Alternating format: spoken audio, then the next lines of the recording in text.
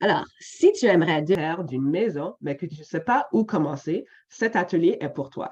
Cette série est offerte en collaboration avec l'agente immobilière Oumu Samake et Wilfred Oudrago, courtier hypothécaire. Ensemble, on t'enseignera tout ce qu'il y a à savoir sur le marché immobilier et les particularités qui affectent la communauté LGBTQIA+. Alors, aujourd'hui, dans le deuxième volet de notre série, nous allons voir ou aborder, devrais-je dire, la planification financière pour acheter une maison parce que acheter une maison dans cette économie, c'est possible. Super cute.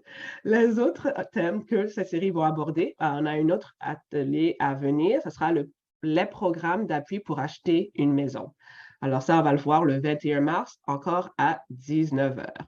Donc, pour notre deuxième séance sur 3, j'ai le plaisir de céder l'écran et la parole à Wilfred. Et puis ensuite, ça sera une présentation complémentaire de Oumu. D'accord. Alors, un instant, je vais faire un switch. Bienvenue à tous et tous qui nous rejoignent.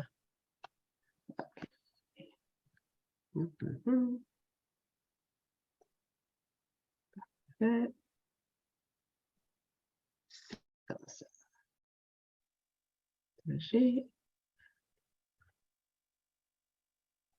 Et je change d'onglet.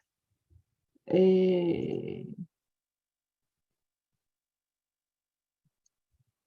Ah, écoutez Wilfred. Ah oui, je me souviens.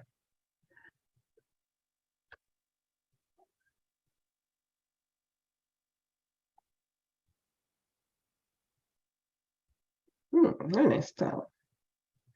Je ne l'ai pas préparé. Oh. Ensuite, ah. Oui, il est là. F5.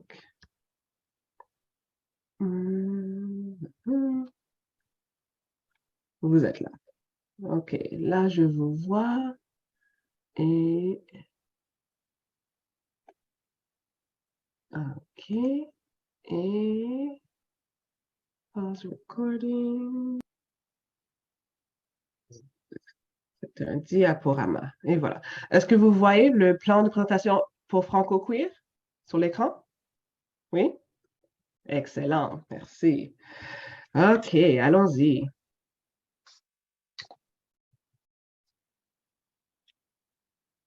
OK, alors c'est peut-être moi qui ne le vois pas. Dans ce cas-là. Alors, tu ne vois pas la présentation? Effectivement, je ne la vois pas. Sinon, on peut commencer en freestyle aussi, il n'y a pas de problème. Mais non, je vais repartager. OK. Ah, parfait, là c'est bon. Yay! Merci pour votre patience, tout le monde. À plusieurs, on y arrive. Alors, bien le bonsoir tout le monde. Merci d'être là ce soir pour vous informer, pour vous éduquer et vous donner la possibilité de passer à l'action. Je me présente Wilfried Ouedraogo, courtier hypothécaire. Donc, je suis originaire du Burkina Faso et ça fait 22 ans que je suis au Canada, donc étudiant, permis de travail, résident permanent canadien, etc. Donc, ça me fait plaisir d'être là aujourd'hui et je remercie Melika pour l'invitation ainsi que Oumu pour me permettre de partager ma petite expérience. Alors, je suis dans le domaine des hypothèques, des mortgages depuis 2008 que je fais ce travail. J'ai à peu près déboursé pour 300 millions en hypothèques, donc pour ce qui représente à peu près une centaine de clients par année. Je suis également investisseur depuis 2014, que ce soit au Québec ou en dehors du Québec. Et avec mon agence Intelligence Hypothécaire, donc on fait du financement résidentiel, tout ce qui est 4 portes et moins, on fait du commercial et on fait du multilogement également. À la prochaine, s'il vous plaît. Donc, on va parler de plusieurs sujets aujourd'hui qui touchent l'acquisition d'une propriété. en ordre chronologique, quand vous pensez à acheter une maison, la première étape, c'est de vous préqualifier. Qu'est-ce que ça veut dire la préqualification? C'est de savoir avec votre situation, donc avec votre emploi, votre code de crédit, les économies que vous avez, les dettes que vous avez, si jamais vous en avez. Euh, Tous ces éléments nous permettent de déterminer quel est le montant que la banque peut vous prêter en vue d'acquérir une propriété. Donc, c'est une étape importante.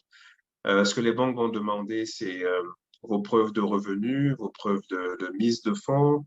Ils vont vérifier aussi votre code de crédit pour pouvoir faire cette première étape.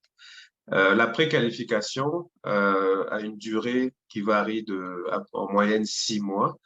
Et ça vous permet aussi de garantir un taux d'intérêt.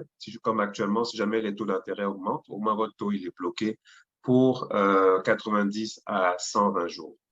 Donc, au niveau des conditions, c'est assez simple. La première étape, c'est de contacter votre courtier hypothécaire, votre banquier, de lui parler de votre projet et de lui soumettre les documents requis afin qu'il puisse vous déterminer votre capacité d'emprunt. Et c'est avec ce document qui est le certificat ou la lettre de préqualification que là, vous contactez Oumou, votre courtier immobilier, pour débuter la recherche de propriété.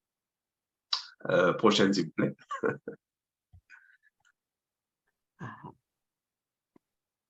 Alors, une fois que vous êtes préqualifié, donc la banque dit que vous pouvez acheter une maison de 500 000 $, vous allez voir Oumou, voilà mon budget. Donc, vous regardez avec elle tous les critères que vous voulez pour votre propriété. Une fois que vous avez ciblé une propriété, que vous avez fait une offre d'achat au vendeur, là, vous revenez me voir ou votre banquier, votre courtier hypothécaire pour la qualification. Donc ça veut dire que la banque, elle avait déjà vos informations. Donc tout ce qui reste à ajouter, ce sont les informations de la propriété. Donc elle va regarder quel type de propriété vous achetez, quelles sont les taxes municipales, si c'est un condo, quels sont les frais de condo. Donc elle va vérifier si elle peut prendre cette propriété en garantie en échange de vous octroyer le financement. Donc là, c'est vraiment ça la différence avec la préqualification. C'est que là, on vient ajouter les informations de la propriété. Donc, en général, une fois que votre offre est acceptée, vous avez 7 à 10 jours pour avoir votre réponse du financement. C'est pour ça que c'est intéressant de se préqualifier, parce qu'une fois que c'est fait, il ne reste plus qu'à rajouter la propriété. Vous n'avez pas à recommencer. Il faut souvent mettre à jour certaines informations comme les talons de paye, etc., les preuves de mise de fonds, mais la banque connaît déjà votre dossier, elle attend juste la maison. Au niveau des délais de financement, c'est 7 à 14 jours pour avoir la réponse. Et pendant tout ce temps, la banque, si vous mettez 20% de mise de fonds, c'est la banque qui analyse votre dossier. Si vous mettez moins de 20%, là, il faut passer par un assureur qui est obligatoire au Canada, qui lui aussi va analyser votre demande et vous donner la réponse. Et on travaille toujours pour une réponse positive. Alors, dès que le financement est octroyé, la banque vous envoie une lettre d'engagement, une lettre d'acceptation que vous remettez à votre courtier immobilier Oumou, qui aura toujours un gros sourire quand on reçoit cette lettre. Et l'étape finale, c'est de passer chez le notaire, de signer votre transaction de vente et de récupérer les clés de votre propriété. Prochaine, s'il vous plaît. Alors, au niveau des prêteurs et des produits, en tant que courtier hypothécaire, je travaille avec 27 institutions financières partout au Canada. Donc, dans toutes les provinces, c'est possible de trouver le financement. Il y a des particularités entre provinces, mais en général, les règles sont les mêmes. Donc, moi, j'ai accès à des prêteurs conventionnels. Ce sont les grandes banques canadiennes, la Banque TD, la Banque Scotia au Québec, Desjardins, etc. Donc, ça, ce sont des prêteurs conventionnels avec qui vous pouvez soumettre votre demande de financement si votre dossier est, on va dire, respecte tous les critères. Maintenant, si certains critères ne sont pas respectés au niveau de la préqualification, on a ce qu'on appelle des prêteurs exclusifs. Donc, ce sont des prêteurs privés, donc ce sont des particuliers, ce sont des entités morales, donc qui prêtent leur argent et qui ont des critères un peu plus souples, mais des taux d'intérêt un peu plus élevés. Vous avez les prêteurs alternatifs. Eux, ils sont entre les deux. Ils sont plus souples que les prêteurs privés, mais plus souples, pardon, que les prêteurs conventionnels, mais avec des taux un peu plus intéressants que les prêteurs privés. Donc, on parle de l'ordre aux alentours de 6% actuellement. Les prêteurs conventionnels, on est en bas de 5%. Et les prêteurs privés, ça peut aller jusqu'à 18%. Donc, on arrive à ces prêteurs vraiment quand on n'a pas le choix. Quand vous faites l'acquisition d'une propriété au niveau du financement, vous avez ce qu'on appelle le terme. Donc, c'est le contrat que vous allez signer avec la banque pour votre hypothèque. Le maximum est de 25 ans pour l'amortissement, mais le terme peut varier de 1 à 10 ans. Donc, ça, c'est les contrats que vous signez, que vous renouvelez à chaque fois jusqu'à ce que vous remboursez complètement votre hypothèque. Vous avez le taux fixe et le taux variable. Il n'y a pas de bon taux ou de mauvais taux. Ça dépend de votre profil personnel et de votre tolérance aussi face au risque. Il y a des périodes où le fixe est meilleur, d'autres où c'est le variable. Donc, ça, c'est quelque chose que je regarde avec vous au moment de boucler votre demande de financement. Certains prêteurs offrent ce qu'on appelle le cashback, qui est la remise en argent. Donc, il peut vous remettre un certain montant sur votre financement en échange d'un taux d'intérêt plus élevé. Donc, là encore, c'est du cas par cas. Ça ne s'applique pas à tout le monde, mais si vous êtes serré au niveau du budget, ça peut vous aider à payer la taxe de bienvenue et certains frais fixes qui encadrent l'achat d'une propriété. Oui, Oumou, vas-y, ma chère. Wilfried, je peux t'interrompre parce qu'il y a cette question qui me vient en tant qu'agent immobilier beaucoup de fois. À quel moment quelqu'un va se diriger vers un conventionnel? À quel moment, exemple, quelqu'un va se diriger vers un prêteur alternatif? Si tu as des scénarios que tu peux nous décrire, ce sera avec plaisir. Et puis aussi, il y en a qui confondent le terme et puis la durée du mortgage. D'accord. Alors, le terme, ce sont les contrats que vous allez prendre pendant les 25 ou les 30 ans. Donc, le maximum, quand vous mettez 20%, c'est 30 ans. Et quand vous mettez moins de 20%, c'est 25 ans. Donc, 25 et 30 ans, c'est ce qu'on appelle l'amortissement. C'est le nombre d'années totales sur lesquelles vous allez payer votre hypothèque. Maintenant, le terme, ce sont les petits contrats que vous allez signer pendant ces 25 ans-là pour arriver jusqu'aux 25 ans, qui varient de 1 à 10 ans à peu près. Je sais qu'en Europe, il y en a qui signent pour 25 ans. Ça, c'est exceptionnel. Vous pouvez signer votre taux pour 25 ans, mais au Canada, ça varie de 1 an à 10 ans, renouvelable à chaque fois, jusqu'à ce que vous payiez votre hypothèque. Maintenant, au niveau des prêteurs conventionnels, souvent, quand vous avez une bonne cote de crédit, bon, je vais en reparler plus tard, la plupart des banques demandent d'avoir un pointage de crédit de 650 et plus pour pouvoir vous octroyer le prêt. En bas de ça, de 650, il y a des prêteurs qui existent, mais souvent les clients vont aller vers des prêteurs alternatifs ou exclusifs qui, eux, demandent des cotes de crédit souvent même à partir de 500. Donc, ceux qui vont aller dans le non conventionnel, c'est souvent ceux qui n'ont pas une très bonne cote de crédit ou des fois qui ne déclarent pas beaucoup de revenus, mais qui ont une très grosse mise de fonds à apporter. Donc, c'est pour ça que je dis les prêteurs alternatifs et exclusifs sont plus souples au niveau des critères, mais ils prennent un peu plus de risques, donc les taux d'intérêt sont un peu plus élevés. Et souvent, quand on passe par ces prêteurs, c'est pour espérer revenir un jour vers des prêteurs conventionnels avec des conditions ou des taux d'intérêt plus intéressants.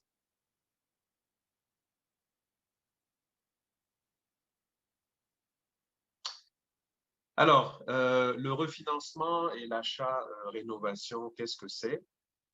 C'est quand vous achetez une propriété, avec le temps, vous allez bâtir de l'équité.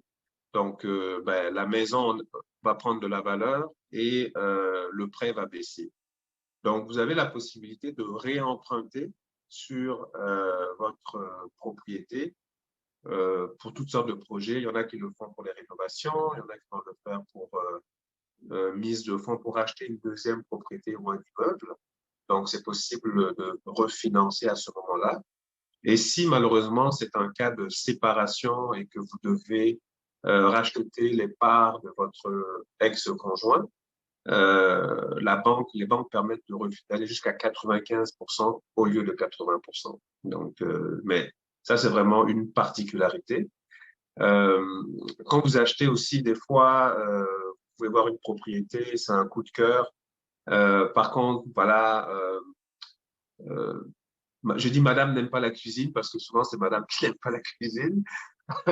Donc, c'est possible d'emprunter en plus de votre hypothèque pour faire des rénovations. La cuisine, la salle de bain, des fois c'est pour finir le sous-sol. Donc, il ne faut pas toujours vous arrêter parce qu'il y a une pièce qui ne vous plaît pas dans la maison, si c'est un coup de cœur, parce qu'il y a des possibilités de rajouter jusqu'à 10% de la valeur d'achat. Donc, si vous achetez pour 500 000, vous pouvez rajouter 50 000 en rénovation pour votre projet. Ça, c'est des rénovations mineures. Et ça peut être plus que 50 000, mais là, on tombe dans des rénovations majeures. Et c'est possible, mais c'est plus d'administration pour les rénovations majeures. Donc, des fois, une cuisine refaite peut changer tout par rapport à votre décision d'acheter la propriété. Donc, c'est à considérer les prêts pour les rénovations.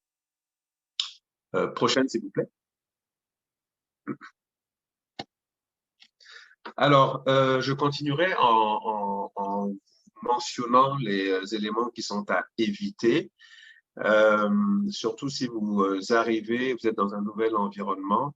La première des choses, c'est de contacter Oumou sans être préqualifié, c'est-à-dire sans connaître votre budget. Vous faites du jogging, vous avez vu une propriété, écoutez, je m'intéresse, je veux faire une offre. Ça ne marche pas tout à fait comme ça. Il faut absolument appeler votre banque, votre courtier pour déterminer votre capacité d'emprunt avant de pouvoir faire une offre avec votre courtier. Donc, ça, c'est très important. Ça permet d'arriver en confiance. Et s'il y a plusieurs personnes qui veulent faire une offre sur la propriété, souvent le vendeur va privilégier ceux qui sont déjà préqualifiés parce que ça démontre qu'ils sont sérieux dans leur démarche. Ensuite, faire des demandes dans toutes les banques. Alors ça, on le voit souvent. Bon, là, vous arrivez, vous magasinez les taux, les conditions. Donc, vous allez voir plusieurs banques, CIBC, TD, Scotia, BMO, et vous faites une demande. À chaque fois que vous faites une demande de crédit, ça baisse votre pointage de crédit. Au Canada, les pointages varient entre 300 et 900. Une bonne cote de crédit, comme je vous disais, c'est 680 et plus pour avoir accès à toutes les banques. En haut de 650, c'est possible, toujours avec les banques conventionnelles. Donc, vous devez tout faire pour caresser votre code de crédit. C'est votre meilleur ami pour l'acquisition d'une propriété parce que vous pouvez avoir un bon salaire, une très grosse mise de fonds, mais si votre crédit n'est pas bon, la banque peut refuser et vous pouvez vous retrouver avec des prêteurs privés alternatifs, c'est vrai, mais les taux sont vraiment moins intéressants ainsi que les conditions. Donc, je crois que Oumou va vous en parler un petit peu plus tout à l'heure, comment comment caresser et garder un bon crédit. C'est très important dans la démarche.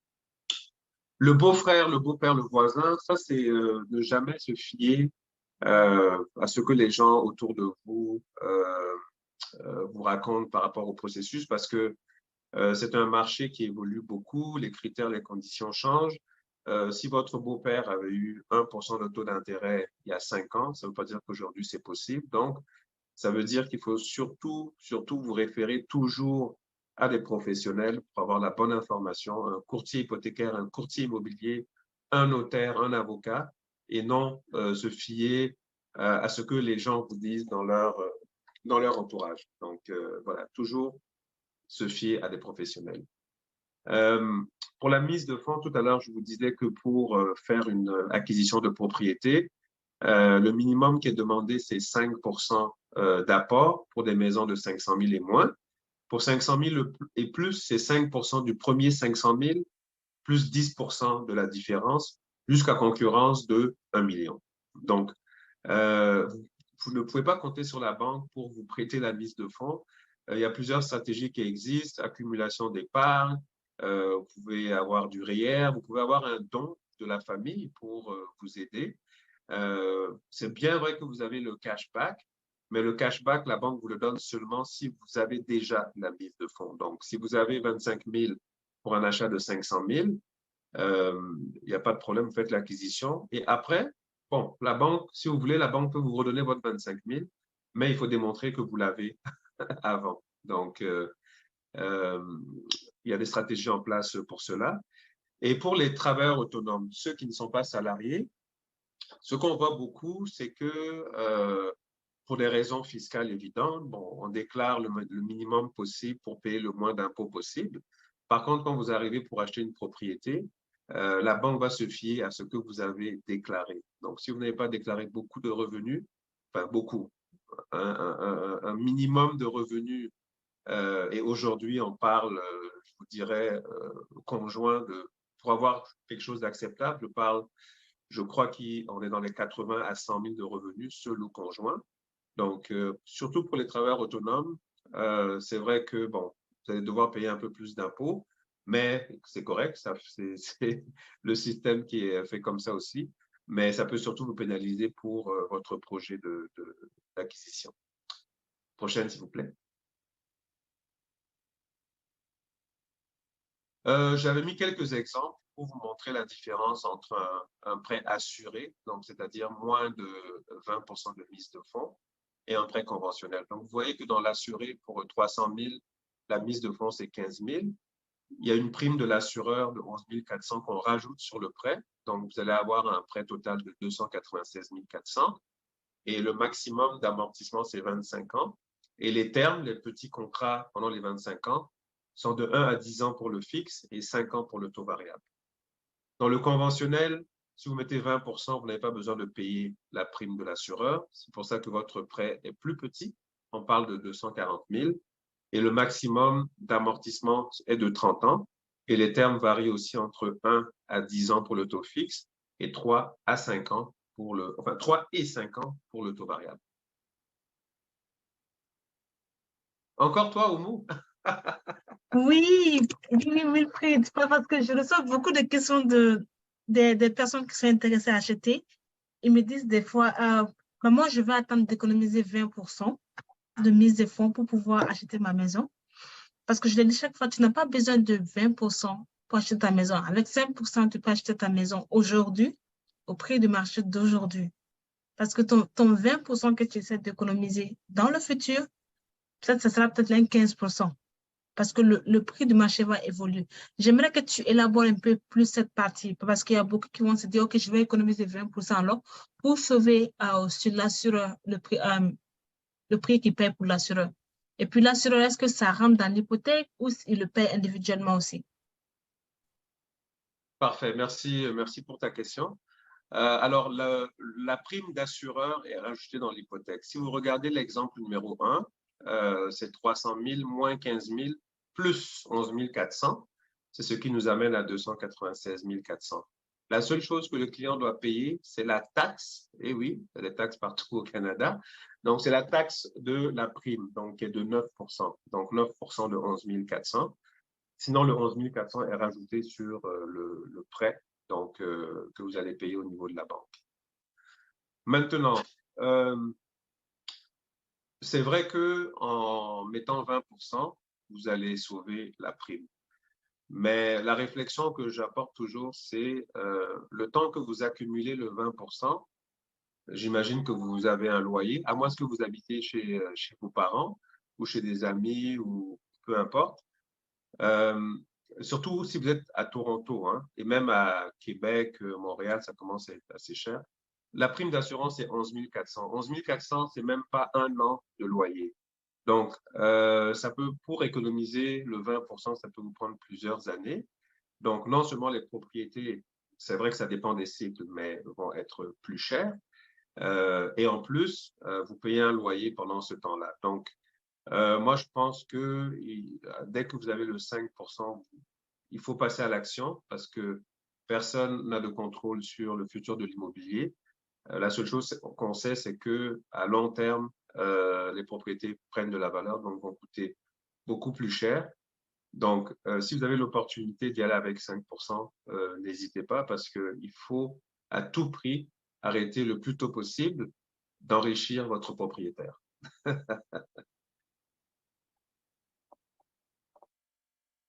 Alors, je vais vous parler du moratoire. Alors, depuis le 1er janvier 2023, bon, à cause de la surchauffe du marché les 2 dernières années, les prix inabordables, le gouvernement a mis en place un moratoire pour permettre principalement aux Canadiens et aux résidents permanents de pouvoir continuer à avoir accès à l'achat d'une propriété. Donc, ça, c'est pour 2 ans. Ça a été mis en place. Donc, je ne sais pas si ça sera renouvelé ou pas. Par contre, ce moratoire comporte quelques exceptions. Donc, il y a une exception pour les citoyens canadiens, les résidents permanents et ceux qui ont le statut donc de réfugiés. Les Canadiens non résidents sont aussi exemptés. Donc, si vous êtes Canadien et que vous travaillez en Europe, aux États-Unis, vous pouvez aussi, parce que vous avez la citoyenneté. Un non-Canadien peut quand même aussi acheter avec des personnes qui sont exemptés par le règlement. Donc, des résidents permanents, des Canadiens, quelqu'un qui a un statut de réfugié, par exemple. Donc, il y a quand même des exceptions à ce moratoire. La prochaine, s'il vous plaît. Donc, les exemptions dont je parlais, justement, si vous êtes en permis d'études et que vous avez déclaré des impôts au Canada dans les 5 années précédentes et avoir été physiquement présent au Canada pendant au moins 244 jours, c'est possible pour un achat de moins de 500 000. Si vous avez un permis de travail cette fois-ci et que vous avez travaillé à temps plein pendant les 3 années sur les 4 dernières années précédant la demande, donc les banques vont se baser sur votre déclaration d'impôt, c'est également possible. Les achats au nom de compagnies détenues par les non-canadiens sont aussi concernés. Et il faut à ce moment-là vérifier quel est votre pourcentage dans la compagnie. J'imagine que si vous êtes majoritaire, donc plus de 51%, ça va être un peu difficile, mais si vous êtes en bas, si vous êtes minoritaire et que votre associé est soit résident permanent, citoyen, réfugié, c'est possible, mais là, ça devient du cas par cas. Madame Samaké. Aujourd'hui, je pose beaucoup de questions. N'hésitez pas à poser des questions aussi. Vous avez avec vous l'expert. Ici, c'est l'occasion de pouvoir... Moi, j'aime poser beaucoup de questions. C'est l'occasion d'avoir tout ce que vous avez besoin, toutes les questions que vous avez en tête, OK? Wilfried, j'ai une question à propos du permis de travail. Le permis de travail, est-ce que si, par exemple, quelqu'un qui est venu à Toronto en 2020 et qui a commencé à travailler en 2020 peut appliquer maintenant, ou la personne doit faire 4 ans au Canada, et puis dans ces 4 ans-là, qu'au moins minimum, il a travaillé 3 mois et 3 ans. Exactement, c'est ça. Quelqu'un qui arrive en 2020, donc il faut qu'il ait travaillé. Donc lui pourrait être éligible en 2024 s'il a travaillé de 2020 à 2023. Donc lui, il serait bon pour l'année prochaine. Mais s'il a travaillé juste 2 années, bon, là, il faut attendre 2025. Donc, cette personne pourrait être éligible pour un achat en 2024 à condition qu'elle ait travaillé de 2020 à 2023. Et la banque va se baser sur sa déclaration de revenus pour valider cette information. OK. Et mon autre question, c'est si la personne est résident permanent, la personne est venue au Canada en tant que résident permanent, donc la personne n'a pas besoin d'attendre en tant que telle. Cette loi ne s'applique pas à cette personne, même s'il est nouveau au Canada. Non, effectivement, ça ne s'applique pas. Par contre, le défi qu'on a toujours dans ce cas de situation, c'est au niveau du crédit, parce que l'historique de crédit est faible.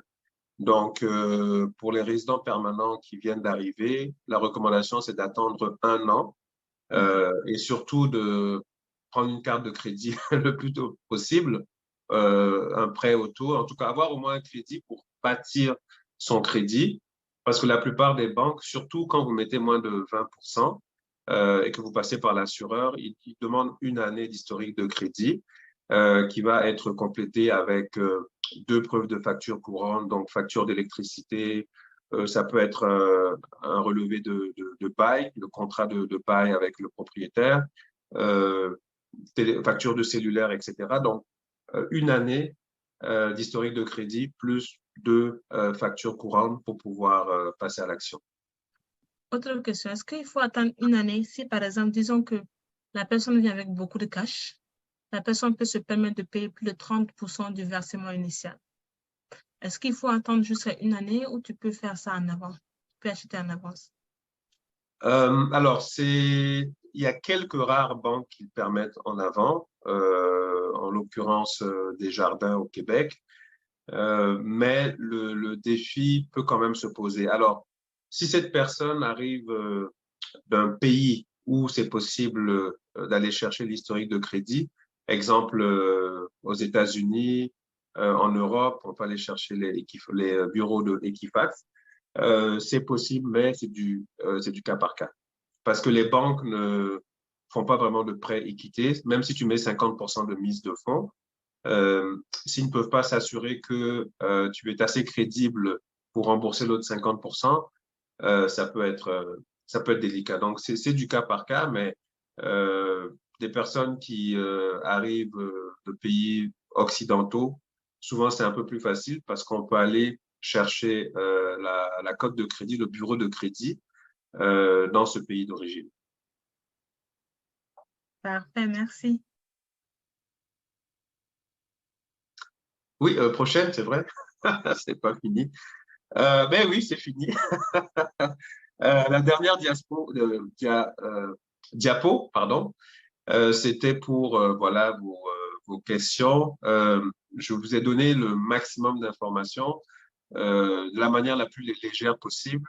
C'est ça. Je peux pas tout donner parce que le monde des hypothèques, c'est très chirurgical, hein, donc faut déterminer vos besoins pour vous apporter les solutions. Mais j'ai donné l'information générale. Après, c'est vraiment du cas par cas, mais au moins vous avez les critères, les balises générales pour vous préparer et passer à l'action. Alors, si vous avez des questions, n'hésitez pas. On n'est pas méchant, on ne mord pas. En plus, on est à distance, donc on ne peut même pas mordre. Alors, n'hésitez pas.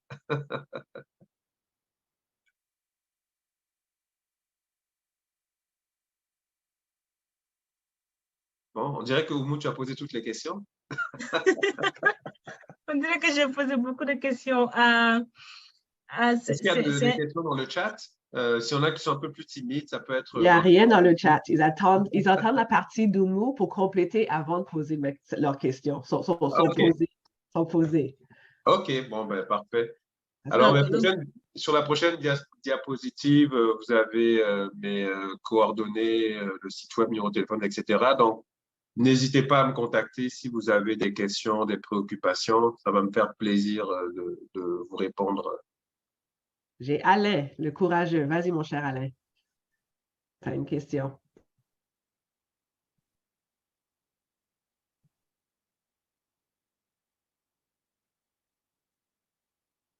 Alain, peux-tu allumer ton micro, s'il vous plaît? Et j'ai une question dans le chat qui va suivre, Alain. Ah oui, bon, OK. Ce n'est pas question d'être courageux, mais je pense que la question que je vais poser, ça reflète un peu mon cas. Bon, je voudrais savoir si on peut faire un achat, un étudiant résident permanent, un résident permanent qui est étudiant et qui gagne en moyenne 800 à 1000 dollars par mois. Est-ce que les parents peuvent faire un achat au nom de cet étudiant résident permanent? Les parents résidents permanents font l'achat au nom de l'enfant parce que peut-être les parents se disent que avec l'âge avancé, ils ne pourront pas être acceptés avec les 25 ans. de remboursement?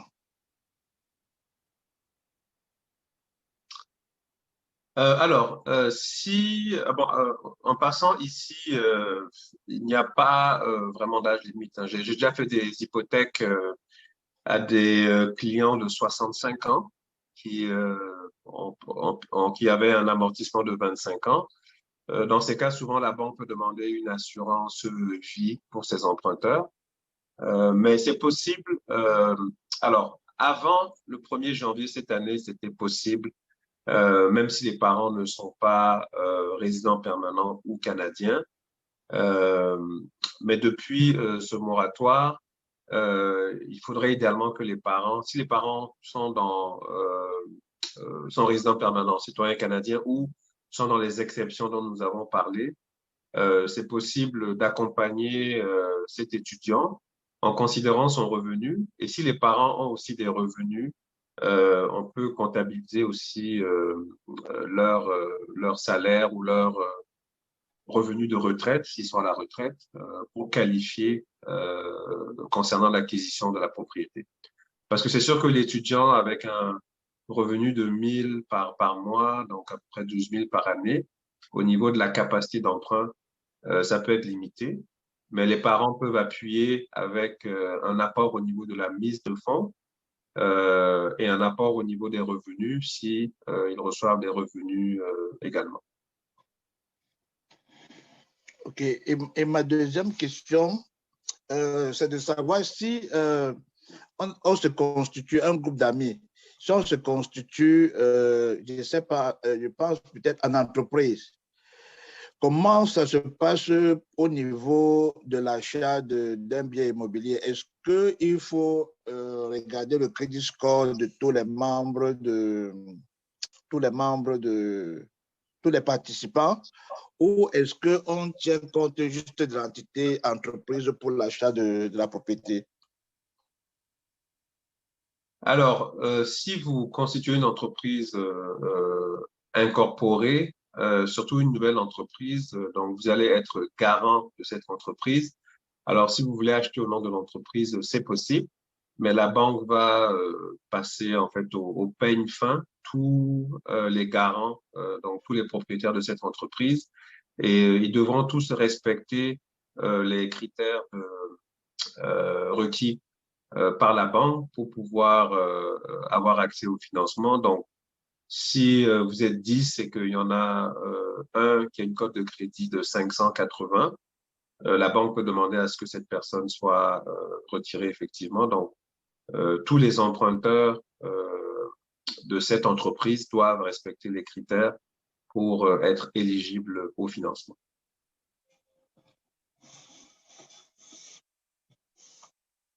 Ça répond à ta question, Alain? Oui, c'est répondu très bien. Alors, prochaine question dans le chat. Alors, quel est le montant de revenus annuel pour acheter? Wow! Là, il faut que je sorte ma baguette magique. Mais non, il y a... alors, ça dépend, hein. C'est une question qui revient beaucoup. Vous savez, la banque va regarder combien vous gagnez. Oui, quel est votre code de crédit, mais surtout, si vous avez des dettes. Donc, quelqu'un qui gagne 100 000 par année, mais qui a beaucoup de dettes, va avoir beaucoup moins de financement que quelqu'un qui en gagne 60 000 et qui n'a aucune dette. Donc, c'est vraiment une question. Je peux répondre en disant que si vous n'avez absolument aucune dette, dans le marché actuel, les taux d'intérêt ont augmenté. L'année dernière, je pouvais dire que c'est à peu près 4 fois vos revenus. Donc, si vous gagnez 100 000, vous pouvez estimer que vous pouvez acheter une maison de 400 000. Mais avec les taux d'intérêt qui ont augmenté, je dirais 3 fois. Donc, et là, ça dépend. Si vous achetez à Trois-Rivières, c'est pas le même revenu que si vous achetez à Toronto. Donc, à Trois-Rivières, vous pouvez avoir une belle maison pour 250 000. À Toronto, bon, je veux dire, l'Ontario, c'est large, hein, donc il y a des opportunités partout. C'est ça, il y a Windsor, il y a Sudbury, il y a Thunder Exactement. Bay. Là, je parle juste de Toronto, mais Toronto est presque aussi cher maintenant que Montréal, que Ottawa, que Gatineau, vous voyez. Donc, dans toutes les provinces, il y a toujours des endroits très intéressants où les coûts sont très abordables. Ce qu'il faut retenir, c'est que si vous n'avez aucune dette, vous devez calculer à peu près 3 fois le revenu annuel que vous déclarez. Donc, à 100 000, à peu près 300 000 aujourd'hui. Donc, je ne sais pas, ça ne répond pas de manière précise, mais ça vous donne un ordre d'idée quand même pour faire vos calculs. J'ai une autre question dans le chat. Est-ce que les Ontariens peuvent te consulter, Wilfred? Oui, absolument. Je fais des hypothèques partout au Canada. Donc, moi, je ne l'ai pas dit au début, mais j'ai servi pendant 12 années dans les Forces armées canadiennes comme officier logistique. Et je sers aussi la communauté militaire. Et vous savez, les militaires sont postés partout au Canada, en Ontario, au Nouveau-Brunswick, au BC, Colombie-Britannique. Donc, oui, partout au Canada, donc incluant l'Ontario naturellement. Merci. Alain, as-tu une autre question?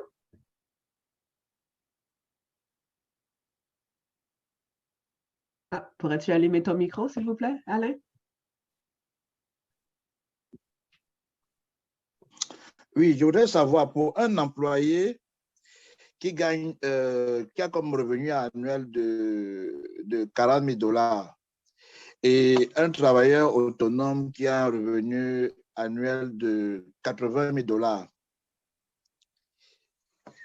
est-ce que l'employeur autonome aura plus de difficultés que le travailleur autonome aura plus de difficultés que l'employé à obtenir un crédit? Si dans les deux cas, la cote de crédit est bonne, est-ce que l'un ou l'autre sera défavorisé lors de l'achat de l'acquisition d'une maison? Parce que j'ai appris par le passé que pour les travailleurs autonomes, c'était difficile d'obtenir des crédits au Canada.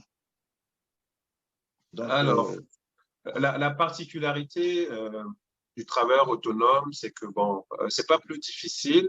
Par contre, c'est peut-être un peu plus de temps. Parce qu'un salarié, vous pouvez commencer un emploi la semaine prochaine. Si vous avez une lettre d'emploi permanent sans période de probation, avec un talon de paie, vous pouvez déjà vous qualifier pour acheter une propriété. Le travailleur autonome, la banque va considérer une moyenne de 2 années consécutives de déclaration de revenus et c'est le revenu net qui va être considéré, alors que pour le salarié, c'est le revenu brut. Donc, si vous êtes autonome, vous avez déclaré 80 000 brut et 40 000 net en moyenne sur 2 années, la banque va vous qualifier avec un revenu de 40 000. Par contre, le salarié, s'il a un revenu brut de 60 000, là, la banque va considérer le brut. Donc, pour le salarié, c'est le brut. Et pour le travailleur autonome, c'est le net sur une moyenne de 2 années. Donc, c'est peut-être pour ça qu'il y en a qui pensent que c'est plus difficile. C'est pas plus difficile, c'est juste que il faut être un peu plus patient. Et il y en a qui sont travailleurs, qui sont salariés et travailleurs autonomes aussi. Donc, si ça fait 2 années que vous avez des revenus de travailleurs autonomes, on peut prendre votre salaire plus la moyenne de vos revenus de travailleurs autonomes depuis 2 ans.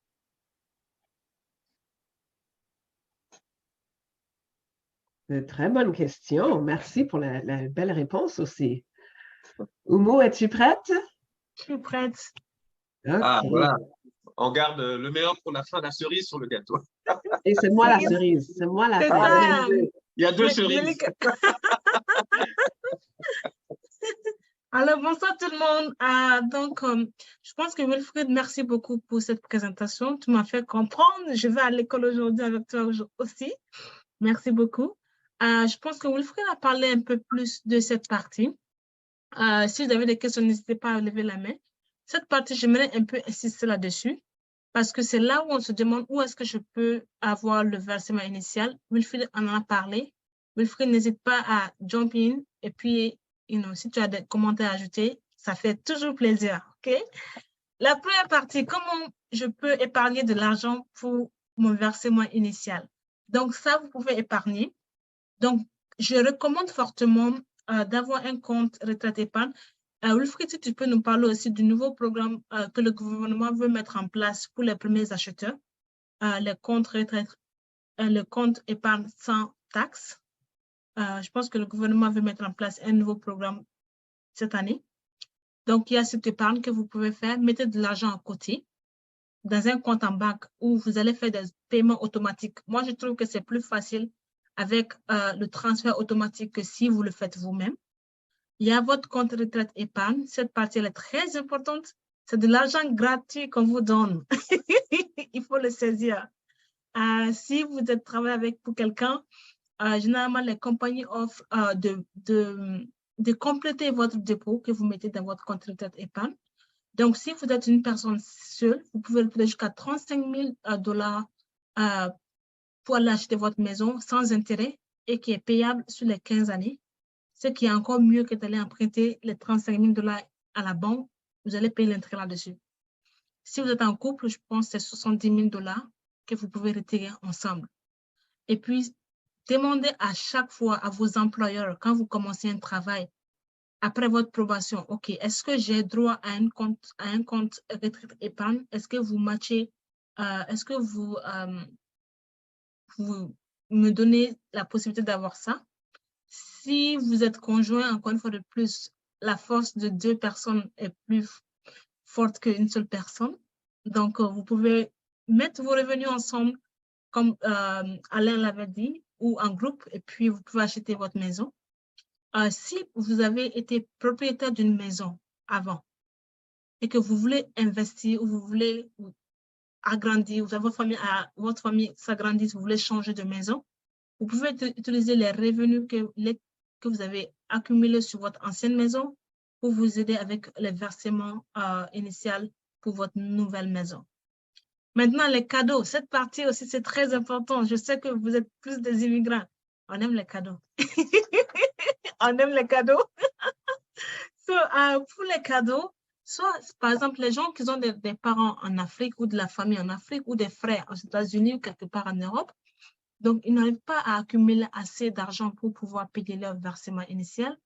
Ils peuvent demander à leur famille de leur donner de l'argent, de leur prêter de l'argent sous forme de cadeaux. Donc, ce qui va se passer, Wilfried, si tu as ajouté, please, n'hésite pas à commenter là-dessus.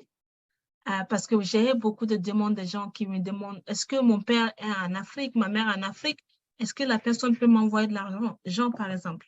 Oui, la personne peut vous envoyer de l'argent, même avec une lettre qui va dire comme quoi, je donne ce montant à mon enfant et je ne vais pas le réclamer. C'est pour l'aider avec son versement initial.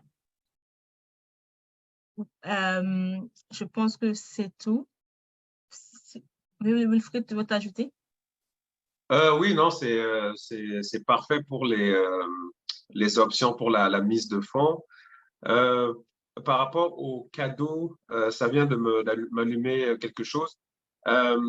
Il faut aussi possible éviter les tontines parce que j'ai eu beaucoup de cas où la mise de fonds vient d'une tontine.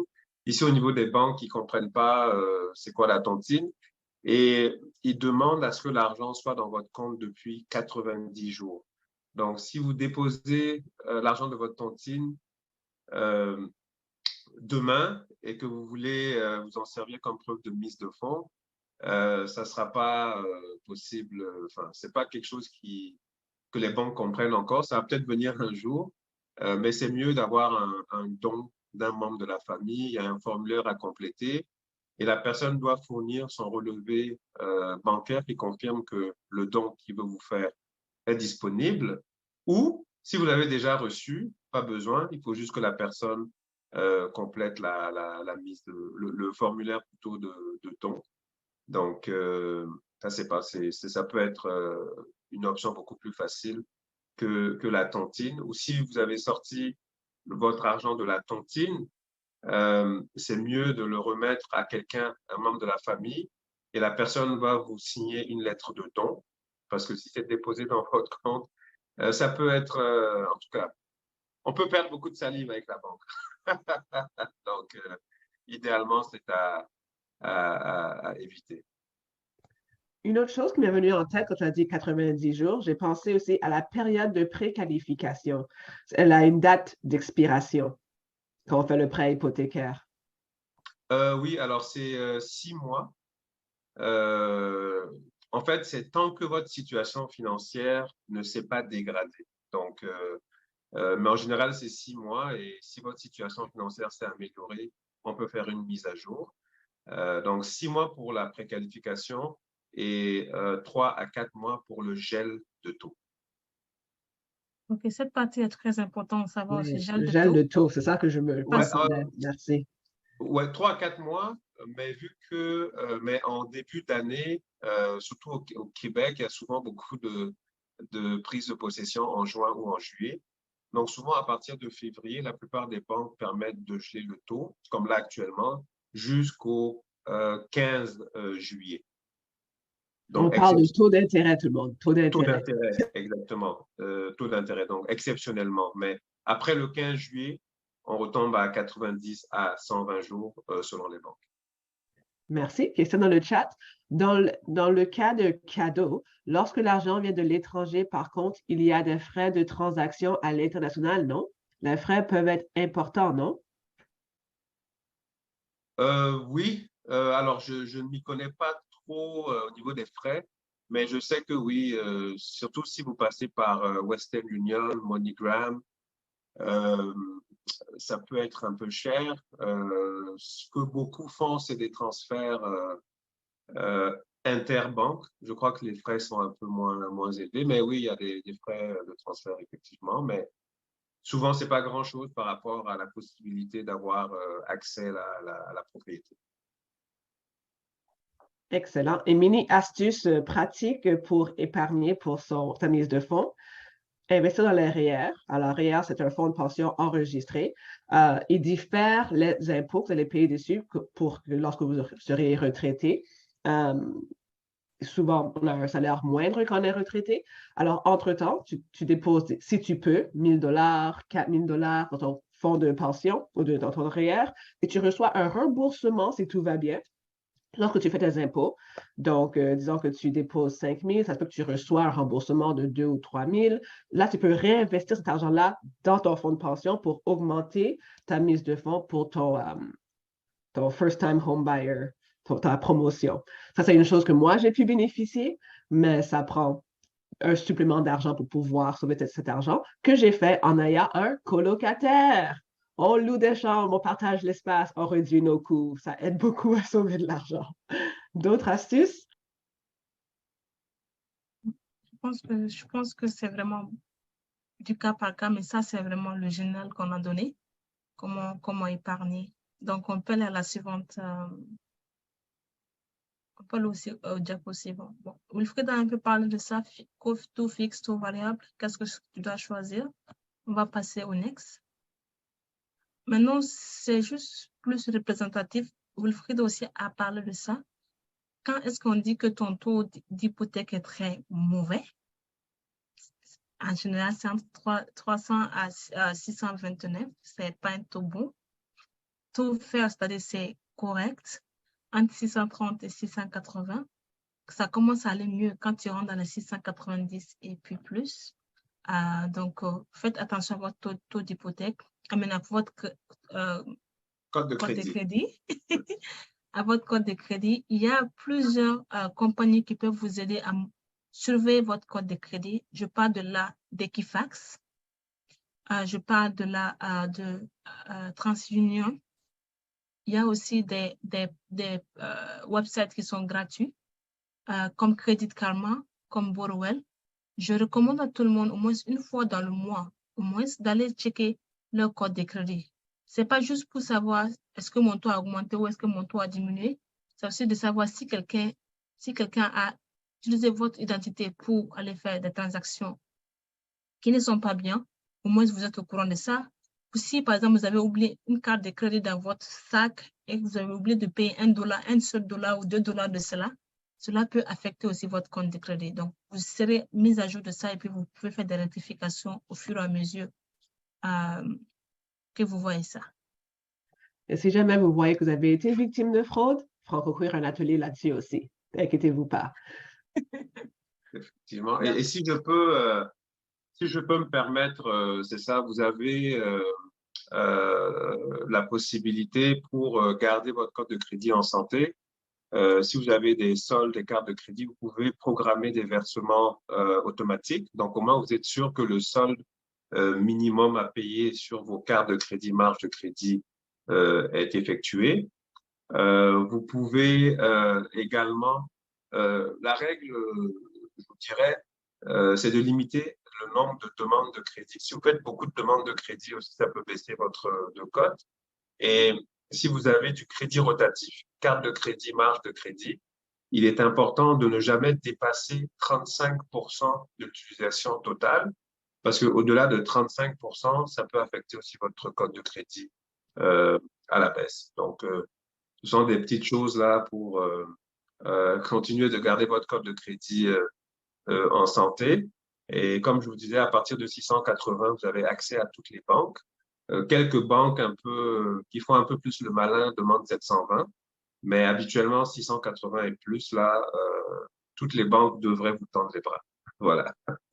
Alors, quand tu parlais d'utilisation de crédit, alors disons que j'ai une carte de crédit pour 1 000 $, tu me dis clairement de ne pas utiliser plus de 350 $ par mois sur cette carte. Exactement. Exactement. Pas garder un solde de plus de 350.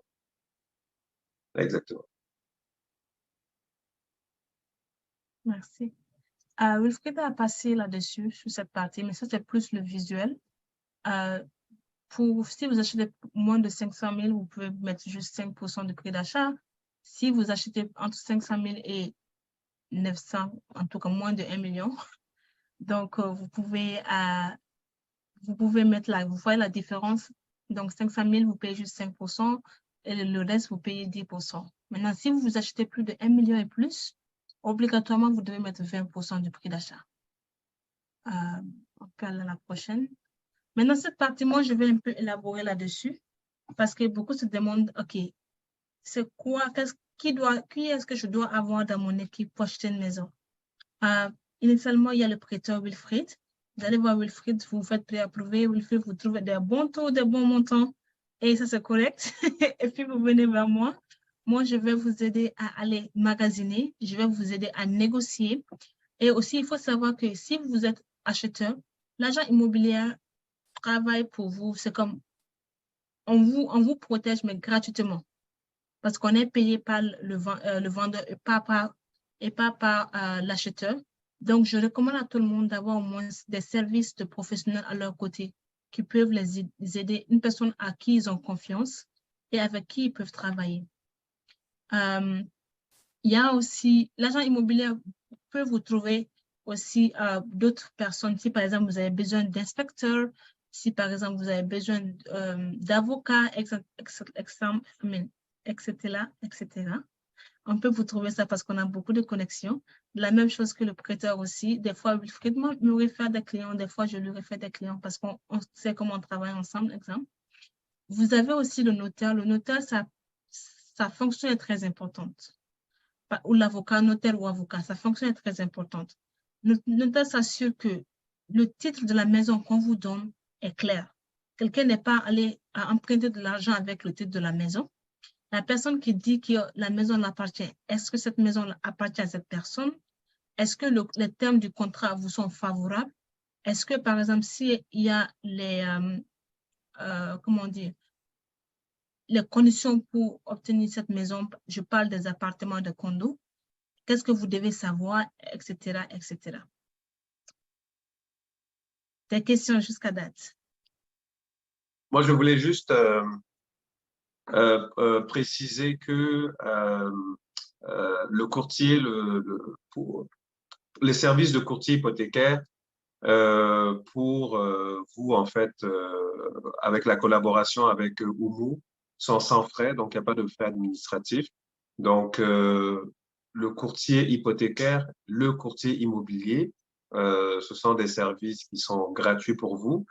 Pas que nous sommes des bénévoles, parce que bon, moi de mon niveau, nous sommes rémunérés par les banques, Mais c'est vrai qu'on peut charger aussi des frais administratifs que je ne fais pas avec mes partenaires, avec l'équipe, comme dirait Oumou. Donc, ça serait vraiment dommage de se priver de ces services gratuits qui peuvent vous accompagner vers une transaction réussie. Voilà. Merci, Wilfried. Maintenant, c'est de savoir quels sont les incitatifs d'une première propriété. Vous achetez votre première maison, qu'est-ce que le gouvernement vous offre? Alors, je vais aller un peu en détail, on peut aller à la prochaine étape. Maintenant, ça, c'est le programme d'achat première maison. C'est une question que beaucoup me posent.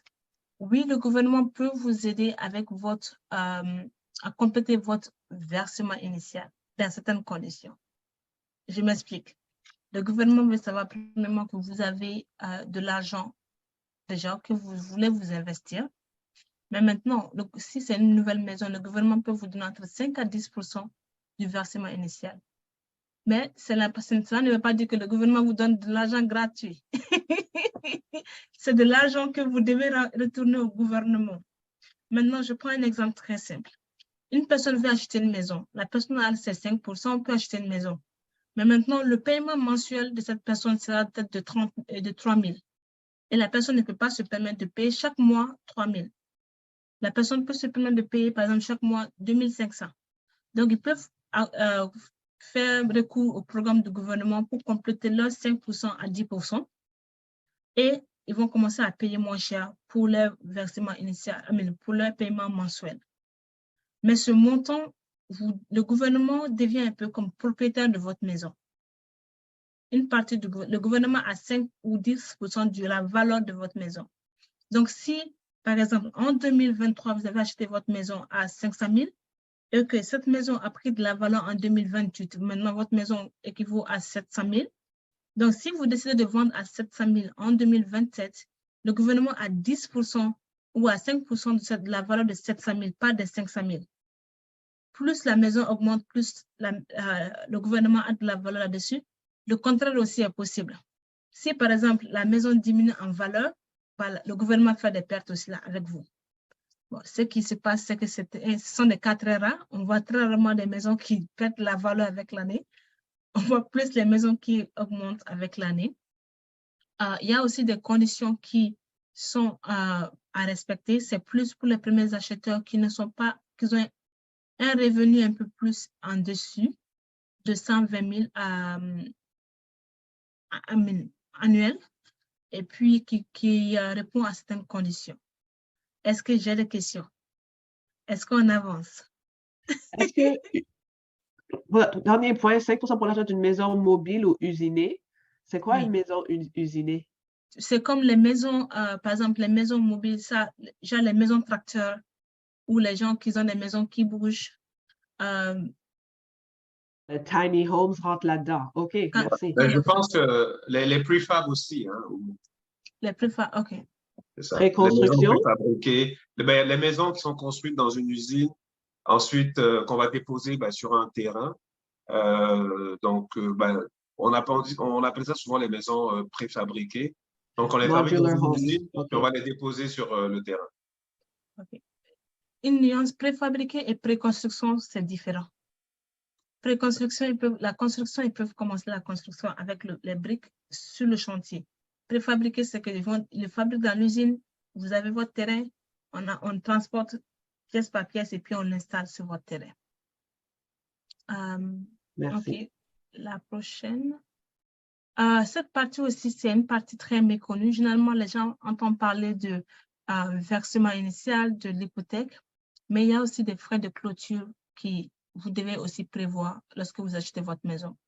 Cela contient les droits de cession immobilière, c'est-à-dire si vous achetez des maisons au Canada, au Québec, on appelle ça taxe de bienvenue.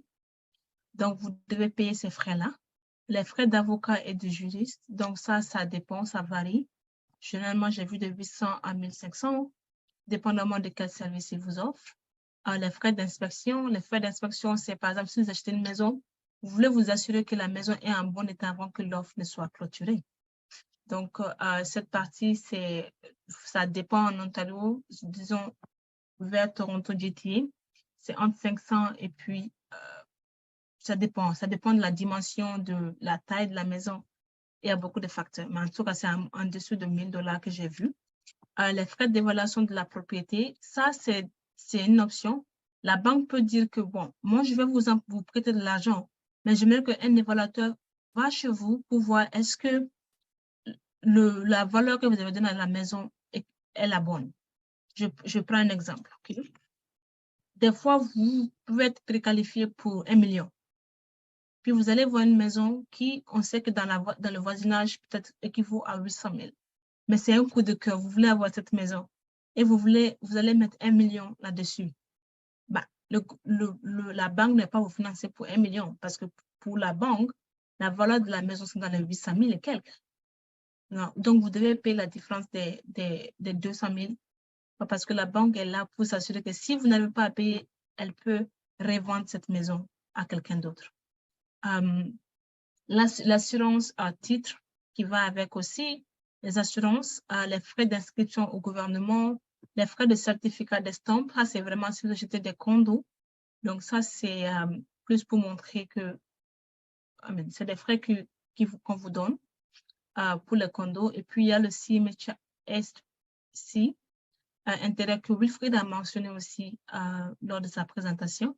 Donc, il faut prévoir entre 1,5 à 3% du prix d'achat, qui sera les frais de clôture de votre maison. Des questions jusqu'à date?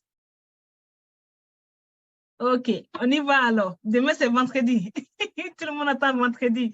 Je pense qu'on est retourné un peu en arrière. On est retourné beaucoup en arrière. On avait vu ça la semaine passée.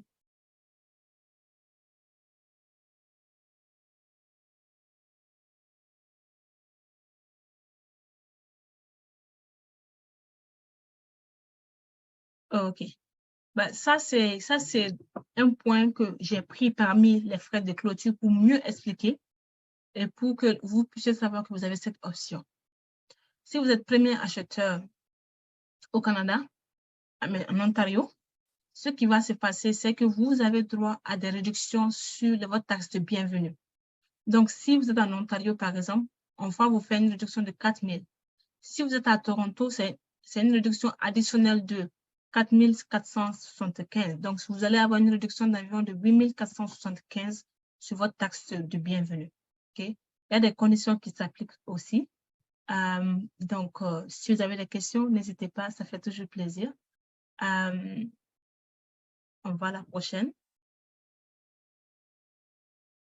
Cette partie, j'aimerais bien expliquer là-dessus aussi. Parce que j'ai des clients qui me viennent, ils me disent, oh, wow, j'aimerais acheter cette maison, mais c'est à 500 000. Et je me dis dans ma tête, c'est parce que c'est 500 000 à Toronto, une maison unifamiliale, il y a beaucoup de questions que tu dois te poser. Donc, le sentiment de l'acheteur et le vendeur peut être affecté par la conversation dans les médias. Donc, finalement, ce qui va se passer, ce qui s'est passé aussi en 2020, en 2022, les médias ont tellement accentué que les gens ont commencé il y avait cette frénésie d'acheter, il y avait cette rigueur d'acheter. Maintenant, c'est le contraire. Maintenant, on veut dire, oh, le taux d'intérêt augmente, ce n'est pas le bon moment. Et pourtant, je suis sur le marché, je vois chaque jour des très bons deals, des très jolies maisons qui peut-être s'achetaient à un moment donné dans les 1 million, qui sont maintenant dans les 800 000. Donc, il y a toujours des opportunités. Je dis toujours, le marché immobilier est prêt quand vous êtes prêt. Et il faut savoir consulter votre équipe, savoir là où vous voulez aller, planifier en avance et prenez cette direction-là. On va continuer. Maintenant, les facteurs qui affectent la valeur de votre maison. Il y a beaucoup de personnes qui me posent cette question. Où est-ce que je dois aller? Où est-ce que c'est le moins cher? Où est-ce que je peux trouver des bons deals? Les bons deals, les moins chers, tu peux les trouver partout. La question à savoir, c'est en fonction de toi. Qu'est-ce que tu cherches? Qu'est-ce que tu veux? Une personne qui travaille, par exemple, au centre-ville, chaque jour. Moi, je n'ai pas le dit d'aller à London pour acheter une maison. Je n'ai pas le dit d'aller à Belleville pour acheter une maison, parce que ça ne fait pas de sens. Donc, il y a toute cette conversation qu'on doit avoir. Maintenant, si vous achetez une maison aussi, il est bon de savoir l'emplacement de votre maison. Où est-ce que ma maison se situe? Est-ce que c'est proche des transports en commun, de l'école? Est-ce que c'est proche de l'hôpital? Ce n'est pas quelque part au fond, je ne sais pas, dans une place où il n'y a personne là. Il y a beaucoup de choses que tu dois te poser qui vont affecter la valeur de la maison. C'est sûr que plus ta maison est dans un point plus en demande, plus le prix augmente, plus la valeur augmente. Les maisons de Toronto, je prends un exemple, mais tu peux avoir les mêmes maisons à Toronto que les mêmes maisons à Barrie, mais le prix est différent parce que l'emplacement est très en demande. La condition de la maison aussi, ça affecte. Est-ce que c'est une maison qui est bien rénovée, qui est jeune, qui est neuve? La chose aussi à mentionner, généralement, les gens disent « Oh, je veux juste une nouvelle maison ». Pas forcément qu'une nouvelle maison, c'est une meilleure maison qu'une maison qui est ancienne. Il faut faire la nuance. Parce que des fois, une nouvelle maison, si ce n'est pas bien construit, les anciennes maisons sont mieux que ça. Ouais, c'est votre besoin? C'est quoi votre besoin? Les districts scolaires, est-ce que c'est proche de l'école? La demande du marché aussi, ça va affecter le prix de la maison, comme on a vu en 2021-2022, parce qu'il y avait plus de demandes que d'offres. Donc, il y avait beaucoup de surenchères pour les maisons qui étaient disponibles. Le prix marketing et le prix de la vente peut être différent. Souvent, vous allez voir les prix sur le Realtor.ca qui dit « Oh, cette maison 2 chambres, 500 000 ». Seulement, c'est seulement pas le prix de la vente. Ça peut être plus bas ou ça peut être plus haut. Donc, c'est toujours mieux de parler avec un professionnel qui analyse le marché pour vous et qui vous donne des détails. Ça peut aussi affecter, la valeur de votre maison peut être aussi affectée par le taux d'intérêt. L'année passée et les 2 dernières années, le taux d'intérêt était à 1%. Donc, vous avez vu qu'il y avait beaucoup de personnes qui étaient sur le marché et puis le prix des maisons a augmenté. Mais maintenant, le prix des maisons diminue avec le taux d'intérêt parce que les gens ne pouvaient pas se permettre encore plus de payer beaucoup plus de mortgage. Si vous avez des questions, n'hésitez pas à me les poser. J'allais rajouter aussi, c'est bon d'évaluer un peu c'est quoi le plan pour le quartier dans les prochains 5 ans. Parfois, quand on fait une extension du métro ou du light rail, tu dis, oh, je vais être dans une zone qui est un peu plus loin, mais le métro dans 5 ans va y atteindre ou autre. Là, tu vois le potentiel. Ou parfois des zones industrielles qui se convertissent en zones résidentielles. Tu peux voir le potentiel. Mais beaucoup de personnes ont acheté aussi pendant la pandémie sans pouvoir visiter la maison. Alors, quand tu fais dans Google Maps, regarde tout le quartier. Parce que j'ai fait l'erreur de regarder une maison. Oh, c'est bien rénové. Puis au fond de la rue, il y avait comme un réservoir, un grand réservoir d'huile. Je suis comme, pour la revente, peut-être pas une bonne idée.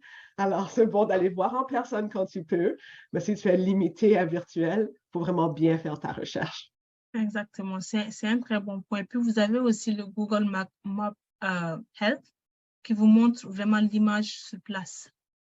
Les erreurs à éviter, c'est de ne pas faire la liste claire de ses besoins. Faites une liste claire de ce que vous avez besoin.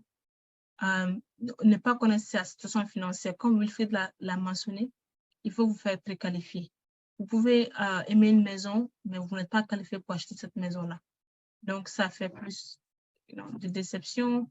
En même temps aussi, savoir c'est quoi vos finances, vous pouvez vous planifier dans quelle zone vous pouvez trouver votre maison. Négligez de calculer les frais d'achat, comme je vous ai mentionné dans mes diapos précédents. Donc, il y a des frais additionnels qui peuvent s'ajouter aussi, que vous devez planifier. Ne pas poser assez de questions. On est là pour ça. N'hésitez pas à poser vos questions. On est là pour vous répondre, pour vous donner de la clarité dans vos décisions. Attendre trop longtemps avant de faire une promesse d'achat.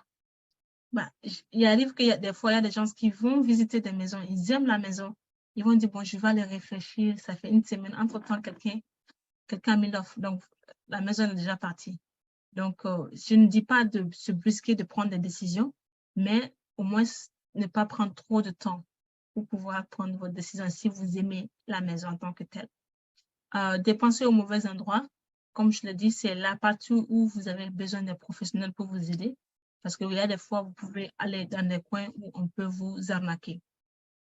Et la dernière partie, j'ai du mal un peu à le voir. Je sais pas si tu peux zoom out. Je peux te le lire. Choisir une maison sans égard au quartier. OK, ça revient toujours à l'emplacement. Donc, il faudra que vous vous assurez que c'est un voisinage que vous aimez et que vous pouvez vivre dedans. Et c'est très important, cette partie.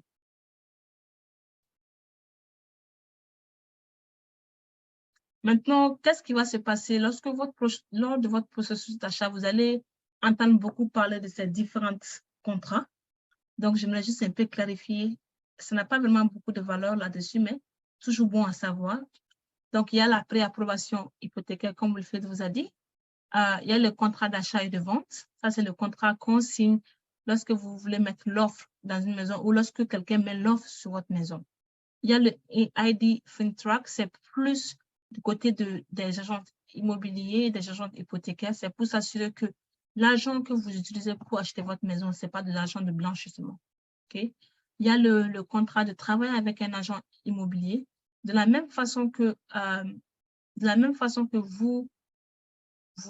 immobilier se dédie à vous, vous devez aussi vous dédier à l'agent immobilier.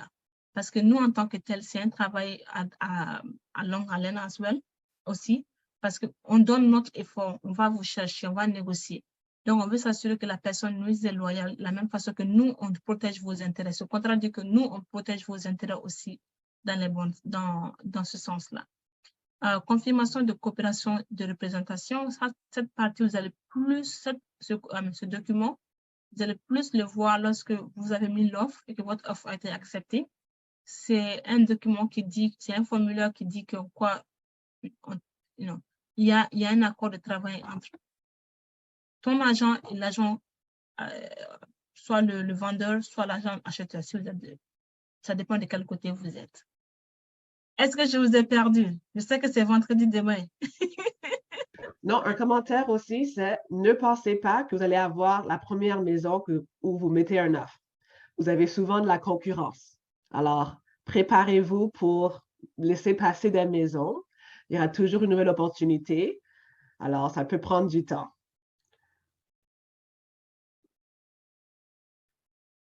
Je vais regarder le chat, voir s'il y a autre chose. Commentaire, pardon, mauvaise direction. Ah, yeah! Ben, c'est la session des questions. Vous avez des questions? On a plusieurs experts ici avec nous.